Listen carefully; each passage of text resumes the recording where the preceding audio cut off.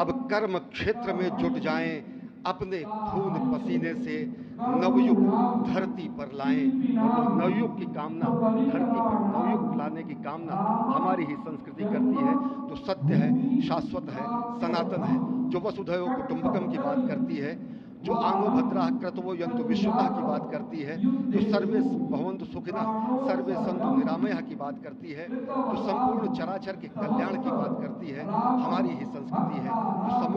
समस्त विश्व में बंधुत्व और लोक कल्याण के लिए प्रार्थना करती है, मंत्र देती है। अजय। और जिस तरह से हम कह रहे थे, ये आप भगवान श्री राम का वो विग्रह देख रहे हैं जिन्होंने इस प्राचीन स्वरूप में, इसी स्वरूप में लोगों को दर्शन दिए। भगवान श्री राम, भगवान भरत लला, श्री लक्ष्मण और श्री शत्रुघ्न के साथ लगातार चारों भाइयों के बाल रूप में दर्शन देते रहे। और आज वो भी स्वर्ण के सिंहासन पर प्रतिष्ठित होंगे और साथ में ही दोनों ही मूर्तियों के जो दर्शन होंगे वो दर्शन उनको प्राप्त होंगे, तीर्थयात्रियों को प्राप्त होंगे। बहुत ही आनंद का क्षण जब भगवान श्री राम कृष्ण मूर्ति में, क्योंकि कहते हैं कि कलयुग में भगवान का जो वर्ण है वो कृष्ण है। सतयुग में भगवान का वर्ण पीत था, त्रेता में भगवान का जो वर्ण यानी रंग है जो लाल रंग का, रक्त वर्ण का हुआ, और द्वापर में वो नीले रंग के हुए, और अब कलयुग में कृष्ण वर्ण के लिए। और इसीलिए जो मूर्ति का निर्माण है वो कृष्ण मूर्ति का निर्माण किया गया है। और 51 इंच की जब मूर्ति प्राण प्रतिष्ठित की जाएगी शुभ मुहूर्त में, तो उसके बाद उसी पुराने विग्रह के साथ में जो रामलला इस वक्त आप देख रहे हैं, जिनके सामने चारों भाइयों के साथ में जो प्राण प्रतिष्ठा का कार्यक्रम चल रहा है, वो भी दर्शन देंगे, जो कि स्वर्ण सिंहासन पर विराज चुके हैं। आप देखिए कि जो मुकुट है, कितनी अद्भुत छवि है। उनके हाथ में धनुष बाण शोभा दे रहे हैं, और उन्हीं प्राचीन विग्रहों के समक्ष बैठ करके प्रधानमंत्री नरेंद्र मोदी इस वक्त जगत के कल्याण की कामना करने के लिए संकल्पबद्ध हो रहे हैं। और भारत को, भारतीयता को, सनातन धर्म को शांति और सद्भावना के प्रसार के लिए जो सनातन धर्म ने जो ये अद्भुत कार्य किया है, उसको आगे बढ़ाते हुए प्रधानमंत्री आज इस अद्भुत क्षण निश्चित तौर से काम काज कीन्हे बिन मोहि कहाँ विश्राम, ये भावना हमेशा घनीभूत रही प्रधानमंत्री नरेंद्र मोदी में। प्रधानमंत्री नरेंद्र मोदी वो क्षण देखा जब 9 और 10 नवंबर 1989 को प्रधानमंत्री ने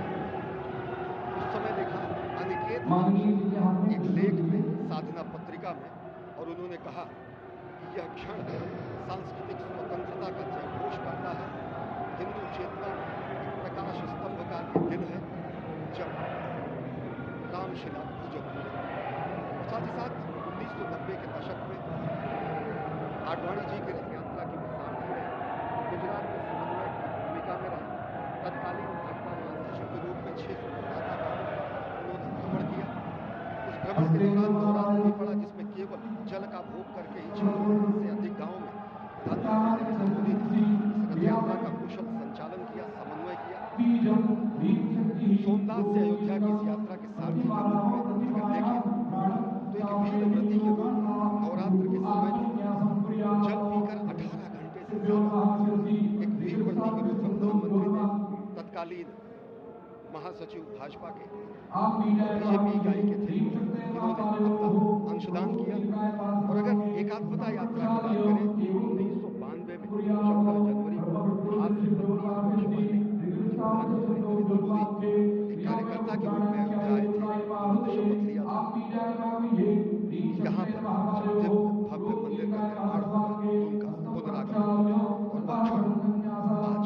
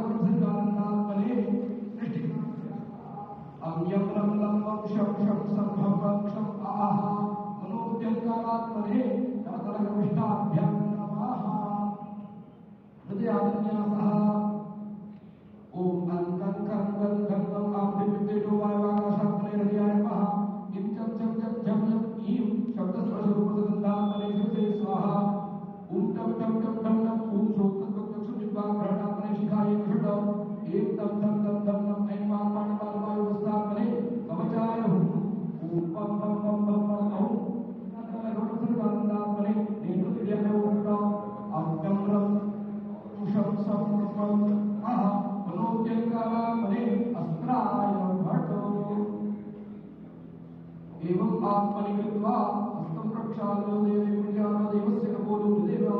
अंकुष्टं दत्त्वा